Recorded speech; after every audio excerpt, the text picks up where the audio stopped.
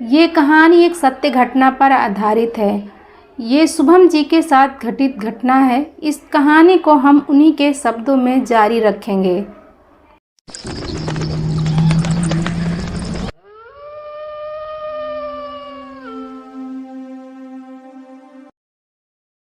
मेरे पिताजी एक पुलिस अफसर थे।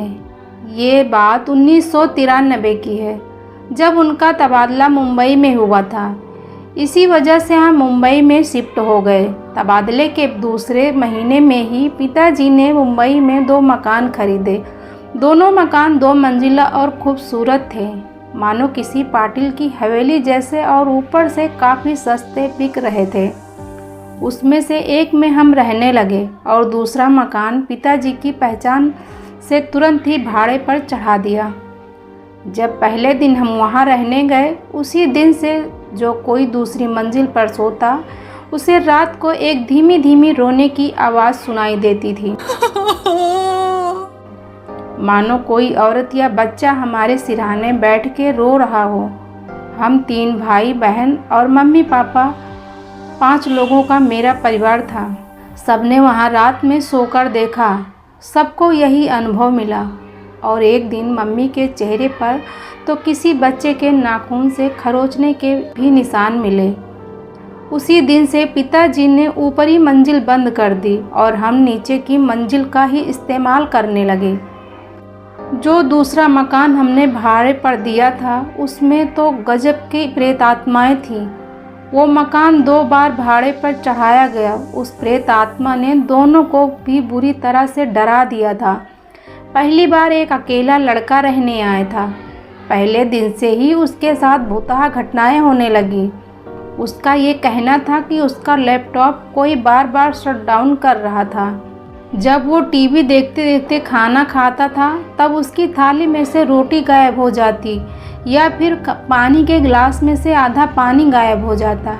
एक बार तो नहाते वक्त उसे बाथरूम में किसी ने धक्का भी दिया था। उसने दूसरे दिन ही सुबह घर खाली कर दिया। दूसरी बार वहाँ पर 3 लोगों की फैमिली रहने आई। उन्होंने तो दूसरे दिन सुबह 4 बजे ही रूम खाली कर दिया था। वो फैमिली चाबी हाथ में लिए बाहर आंगन में रुके थे।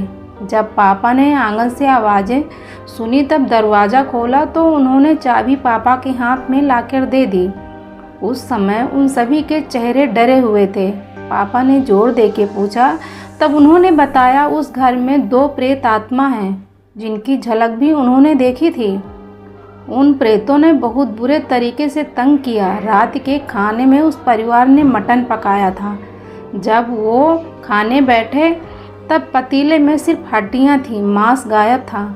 पापा ने भी ज़्यादा सवाल किए बिना उनके पैसे वापस कर दिए। अब हमारी बारी थी। हमें भी धीरे धीरे वही सब अनुभव मिलने लगे।